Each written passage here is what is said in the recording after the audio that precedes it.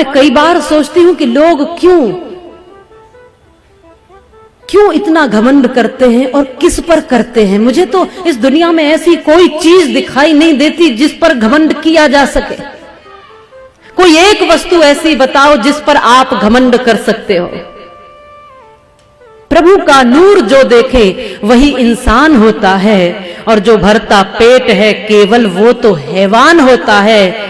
जानता है कि मौत एक दिन मुंह के बल गिराएगी, न जाने फिर भी क्यों इंसान को अभिमान होता है। इस शरीर पर अभिमान करते हो तो कभी उन बुजुर्गों को देख लेना जिनकी कमर झुक गई है और जिनके चेहरे पर झुर्रियां पड़ गई हैं। कभी वो भी बड़े इतराते थे इस शरीर पर। यदि कभी अभिमान आए जवानी का तो बुढ़ापे को देख लेना। ये दुनिया खुली पड़ी है, आपका अभिमान थोड़े ही पल में चूर हो जाएगा। बल पर घमंड करते हो तो एक दिन के बुखार में पीले पड़ जाते हो। जरा सोचो उस समय बल कहां चला जाता है। लक्ष्मी पर अभिमान करते हो तो ये लक्ष्मी आज तक किसी की नहीं हुई भगवान विष्णु के सिवाय।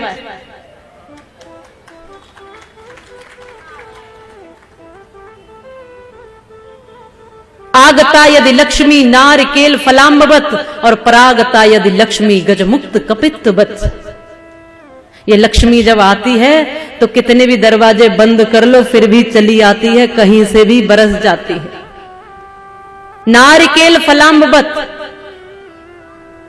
यहां महाराष्ट्र में तो नारियल के फल बहुत मिलते हैं, टटोल के भी देखो आप उनको। तो नारियल का फल कैसा होता है, एक गहरा सा जटाजूट, उसके ऊपर पत्थर की सी दीवार लगी हुई है और उसके भीतर भी किसी ने पानी डाल दिया। तो चिंतन करो, तुम कितने भी दरवाजे बंद करो, जब लक्ष्मी आती है तो दरवाजे बंद होने पर भी आ जाती है। इसलिए कहते हैं जब परमात्मा देता है तो छप्पर फाड़ के देता है, और अब छप्पर नहीं रहे तो छत फाड़ के भी दे देता है। जिस दिन घमंड अपने तू सर से उतार देगा, उस दिन तुझे विधाता अनमोल प्यार देगा। उसके सिवाय जग में दाता न और कोई, और देने पे जब वो आए तो बेसुमार देगा। पर जिस दिन घमंड अपने तू सर से उतार देगा। परागता यदि लक्ष्मी गजमुक्त कपित्तवत। यदि लक्ष्मी जाती है तो भी ऐसे समझ लो कि कैथ का फल, हाथी उसको साबुत निगल जाता है। कैथ का फल देखा होगा, हॉकी के गेंद के जैसा होता है। जब हाथी उसको निगलता है तो ऐसे ही निगल जाता है, और जब वो उसकी लींद के द्वारा निकलता है तो बिना टूटे, बिना फूटे, बिना चटके निकलता है। पर जब आप उसको तोड़कर देखोगे तो उसके पेट में भीतर ही भीतर उस फल का गूदा समाप्त हो जाता है। ऐसे ही लक्ष्मी जब जाती है तो कहीं से भी निकल जाती है। इस पर अभिमान करने की जरूरत नहीं है, इस पर अहंकार मत करो। ये किसी की नहीं हुई, क्योंकि अच्छे अच्छे लोग बैठे रह जाते हैं। जब नोटबंदी हुई तो सब बैठे रह गए। ये जब जाती है तो ऐसे ही जाती, किसी ने सोचा भी ना होगा। अकस्मात जब वो देता है तो भी छप्पर फाड़ के, और लेता है तो भी बिना बताए चुपचाप ले लेता है। और जो आने वाला और जाने वाला है, ऐसी वस्तु पर अभिमान क्या करना। आज है तो उसका सदुपयोग करो, और कल ना भी हो तो उसकी चिंता मत करो। सुखी वही रह सकता है जो उम्मीदें नहीं करता, केवल अपना कर्म करता है।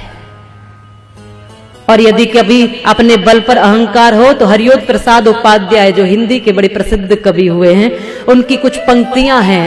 उन्होंने कहा है अपने आप को लेकर, स्वयं पर उन्होंने एक रचना की कि मैं घमंडों में भरा ऐठा हुआ, और एक दिन जो था मुडेरे पर खड़ा, एक दिन उड़ता हुआ, अचानक उड़ता हुआ, एक तिनका आंख में मेरी पड़ा। मैं झिझक उठा, हुआ बेचैन भी, लाल होकर आंख भी दुखने लगी। मूठ देने लोग कपड़ों की लगे, ऐंठ बेचारी दबे पांव भगी। तब अक्ल ने यूं मेरी मुझे ताने दिए, ऐंठता तू किस लिए इतना रहा, एक तिनका है बहुत तेरे लिए, एक तिनका है बहुत तेरे लिए। एक तिनका आंख में पड़ जाए तो कैसे हो जाते हैं, जरा सोचो। इस अस्थिर बल पर क्या अहंकार करना। जब जिंदगी को असलियत में जीने लगोगे तो कोई वस्तु आपको अहंकारी नहीं बना सकती है।